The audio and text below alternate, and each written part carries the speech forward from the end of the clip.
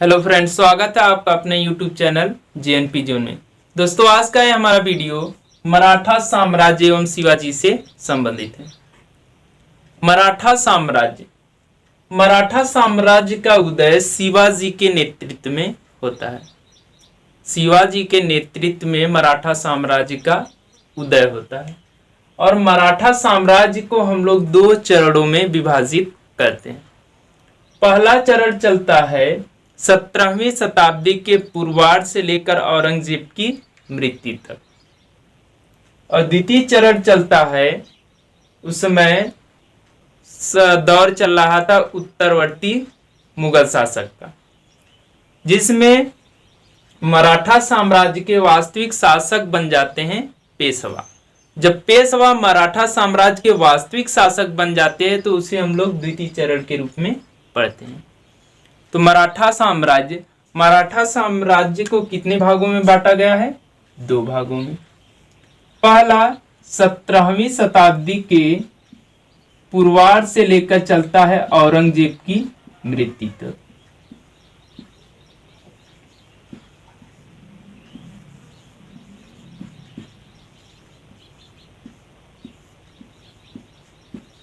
सत्रहवीं शताब्दी के पूर्वार्ध से लेकर औरंगजेब की मृत्यु तक के दौर को हम लोग पढ़ते हैं प्रथम चरण के रूप में, जिसमें प्रमुख शासक होते हैं शिवाजी। कौन होते हैं शासक? पहले शिवाजी, फिर इसके बाद संभाजी, शिवाजी, संभाजी, राजाराम, ताराबाई।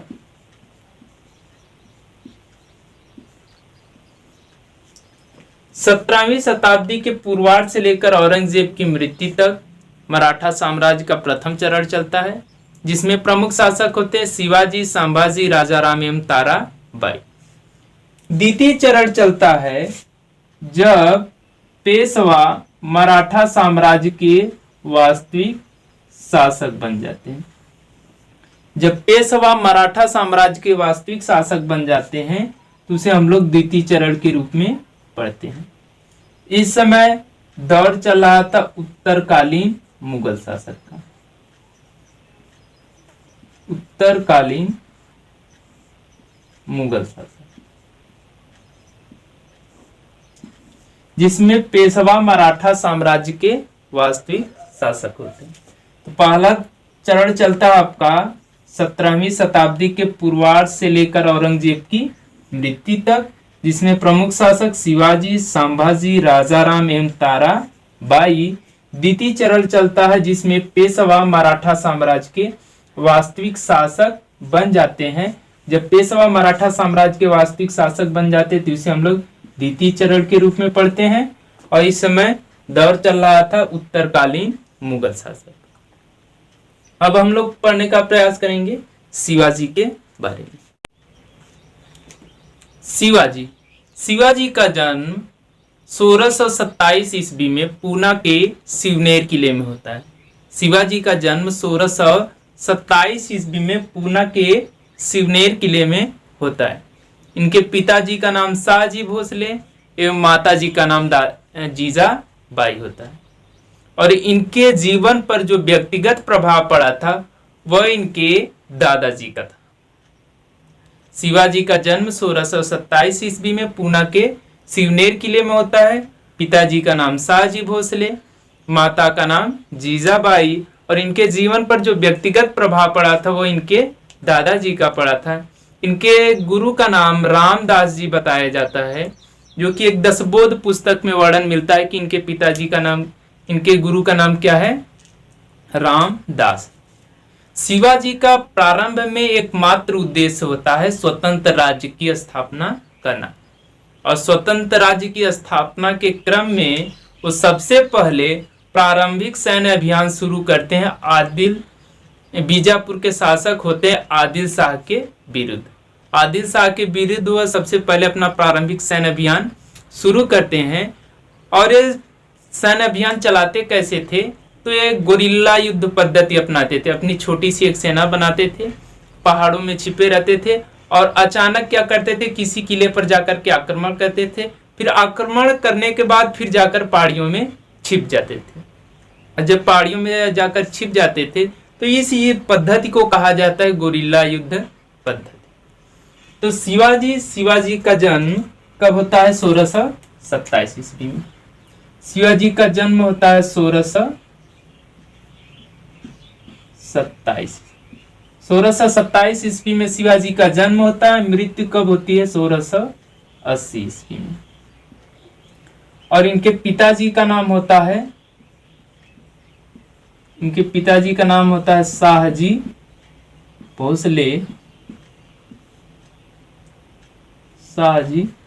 भोसले। माताजी का नाम इनके होता है जीजाबाई।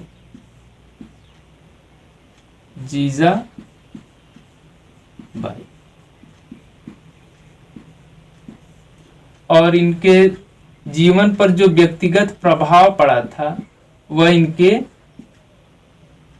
दादाजी का था। दादाजी का नाम कर्णदेव बताया जाता है, दादाजी। और इनके गुरु का नाम क्या है, रामदास।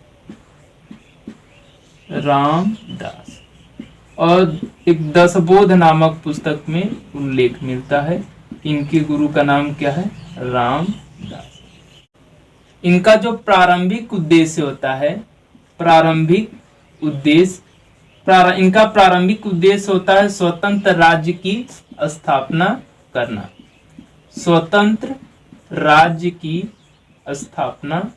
करना। उसी क्रम में सबसे पहले वो अपना प्रारंभिक सैन्य अभियान शुरू करते हैं बीजापुर के शासक आदिल शाह के विरुद्ध। प्रारंभिक सैन्य अभियान शुरू किसके विरुद्ध करते हैं, तो बीजापुर के शासक होते हैं आदिल शाह। बीजापुर के शासक आदिल शाह के विरुद्ध,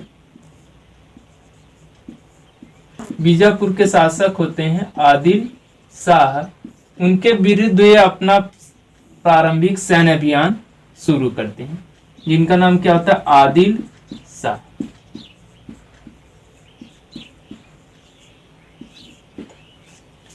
इसके बाद ये 1656 ईस्वी में जावली पर विजय प्राप्त करते हैं। 1656 ईस्वी में जावली पर विजय प्राप्त करते हैं। फिर इसके बाद इनके बारे में एक छोटी सी कहानी और हम लोग समझने का प्रयास करते हैं कि शिवाजी की विस्तार की नीति को रोकने के लिए मुगल शासक कई छोटे छोटे राजाओं को और सूबेदारों को भेजते हैं। उसमें सबसे पहले वो क्या करते हैं कि सबसे पहले उनकी विस्तार की नीति को रोकने के लिए जाता है अफजल खां।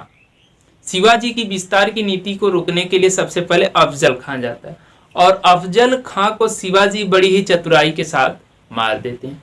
फिर इसके बाद दूसरे जाते हैं शाइस्ता खां। शाइस्ता खां को भी शिवाजी क्या करते हैं, रात को ही पूना के किले में उसे घेर लेते हैं और उसमें उसे घायल कर देते हैं और इस लड़ाई में शाइस्ता खां के पुत्र की हत्या हो जाती है। फिर इसके बाद क्या होता है कि मुगल भेजते हैं, आमेर के राजा होते हैं कछवाहा राजा जय सिंह। कछवाहा राजा जय सिंह को जब भेजा जाता है तो कछवाहा राजा जय सिंह क्या करते हैं, शिवाजी को पुरंदर के किले में ही घेर लेते हैं। और जब शिवाजी को पुरंदर के किले में घेर लेते हैं तो शिवाजी अब घिर जाते हैं, तो अब उन्हें संधि करनी पड़ती। तो एक संधि होती पुरंदर की संधि, पुरंदर की संधि होती है। फिर इसके बाद शिवाजी क्या पुरंदर की संधि में होता है कि शिवाजी को मुगल आधिपत्य स्वीकार करना पड़ता है और कुछ साम्राज्य मुगलों को देना पड़ता है। साम्राज्य में किले होते हैं, छोटे छोटे किले जो जीते रहते हैं, वो किसे देना पड़ता है, मुगलों को। फिर इसके बाद क्या करते हैं, शिवाजी औरंगजेब से मिलने के लिए जाते हैं। जब वो औरंगजेब से मिलने के लिए जाते हैं तो आगरा में ही एक भवन के अंदर शिवाजी को औरंगजेब नजर बंद कर देता है और जब शिवाजी को नजर बंद कर देता है तो शिवाजी वहां से भी एक छोटी सी टोकरी में बैठ करके बाहर निकल जाते हैं और फिर पहुंचते हैं वाराणसी। वाराणसी में गंगा भट्ट नामक विद्वान होते हैं जिसके द्वारा वो अपना क्या करते हैं, राज्याभिषेक करवाते हैं और रायगढ़ को अपनी राजधानी बनाते हैं और शासन चलाते हैं। इसी क्रम में फिर आगे चलकर 1680 ईस्वी में उनकी मृत्यु हो जाती है। तो शिवाजी से जुड़े हुए शिवाजी का जन्म 1627 ईस्वी, मृत्यु 1680 ईस्वी। पिताजी का नाम साजी भोसले, माताजी का नाम जीजाबाई। इनके जीवन पर जो व्यक्तिगत प्रभाव पड़ा था उनके दादाजी का था। इनके दादाजी का नाम कर्णदेव था और इनके गुरु का नाम रामदास, जो 10 बोध पुस्तक में उल्लेख मिलता है। फिर इसके बाद ये सबसे पहले अपना प्रारंभिक सैन्य अभियान शुरू करते हैं बीजापुर के शासक आदिल शाह के विरुद्ध, और इनका प्रारंभ में एकमात्र उद्देश्य रहता है स्वतंत्र राज्य की स्थापना करना। उसी क्रम में एक छोटी सी सेना बनाते हैं और गोरिल्ला युद्ध पद्धति के माध्यम से किले पर आक्रमण करके उन्हें क्या करते हैं, अपने साम्राज्य में मिलाते चले जाते हैं। सबसे पहले प्रारंभिक सैन्य अभियान शुरू करते हैं बीजापुर के शासक आदिल शाह के विरुद्ध। फिर इसके बाद उनकी विस्तार की नीति को रोकने के लिए भेजा जाता है अफजल खां को। अफजल खां की भी हत्या कर देते हैं। फिर इसके बाद शाइस्ता खां जाता है, शाइस्ता खां को भी घायल कर देते हैं। उस लड़ाई में शाइस्ता खां का पुत्र मारा जाता है। फिर इसके बाद क्या होता है कि कछवाहा राजा जय सिंह को भेजा जाता है। कछवाहा राजा जय सिंह को भी शिवाजी क्या कर देते हैं, कछवाहा राजा जय सिंह से शिवाजी घिर जाते हैं पुरंदर के किले के अंदर और उन्हें एक संधि करनी पड़ती है, पुरंदर की संधि। फिर इसके बाद वो शिवाजी जब पुरंदर की संधि होती है, इसके बाद वो मिलने के लिए जाते हैं औरंगजेब से, और औरंगजेब क्या करता है, उन्हें एक भवन के अंदर, आगरा में ही एक भवन के अंदर नजर बंद कर देता है। फिर इसके बाद वहां से शिवाजी भागकर आते हैं काशी, और काशी में आने के बाद फिर वो अपना राज्याभिषेक करवाते हैं और रायगढ़ को अपनी राजधानी बनाते हैं। फिर इसके बाद 1680 ईस्वी में उनकी मृत्यु हो जाती। तो 1656 ईस्वी में शिवाजी जावली पर विजय प्राप्त करते हैं और इसके बाद 1663 ईस्वी में शाइस्ता खां की हत्या कर दे, शाइस्ता खां को घायल कर देते हैं। और 1659 ईस्वी में अफजल खां, पहले अफजल खां की हत्या करते हैं, फिर इसके बाद शाइस्ता खां को घायल कर देते हैं और इसमें उसके पुत्र की हत्या हो जाती है। फिर 1664 ईस्वी में वो क्या करते हैं, सूरत में लूट करते हैं। फिर इसके बाद अहमदनगर में लूट करते हैं। फिर 1665 ईस्वी में, इसे VVI कर लेना, वेरी वेरी इंपॉर्टेंट, क्योंकि ये कई बार क्वेश्चन पूछा गया। पुरंदर की संधि, पुरंदर की संधि किसके किसके बीच होती है, तो आमेर के राजा होते हैं कछवाहा राजा जय सिंह और शिवाजी के बीच। पुरंदर किले के अंदर ये घिर जाते हैं, जिसके कारण इसका नाम पड़ जाता है पुरंदर की संधि। फिर इसके बाद 1666 ईस्वी में इन्हें नजरबंद किया जाता है। जब वे मिलने कहाँ जाते हैं, औरंगजेब से। जब औरंगजेब से मिलने जाते हैं तो आगरा में एक भवन के अंदर इन्हें नजर बंद कर दिया जाता है।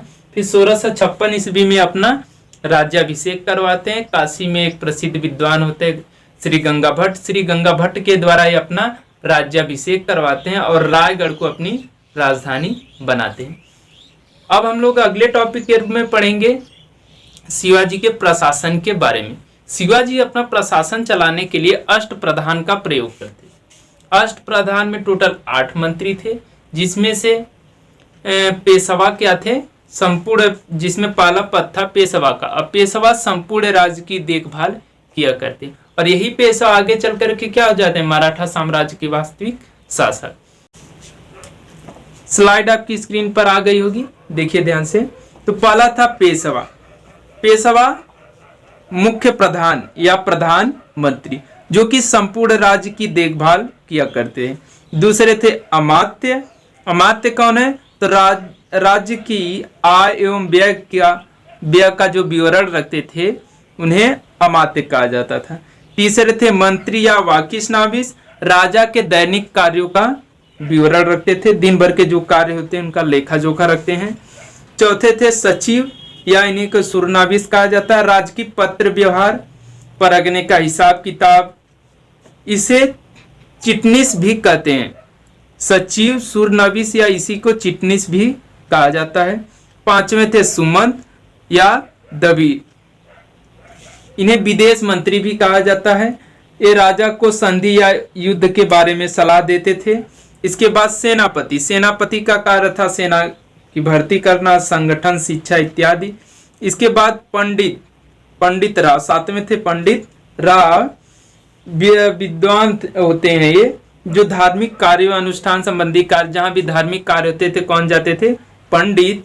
फिर इसके बाद न्यायाधीश, न्यायाधीश का कार्य था समस्त दीवानी एवं फौजदारी मामलों का निपटारा करना। तो इस तरह से हमने देखा कि मराठा साम्राज्य में, मराठा साम्राज्य का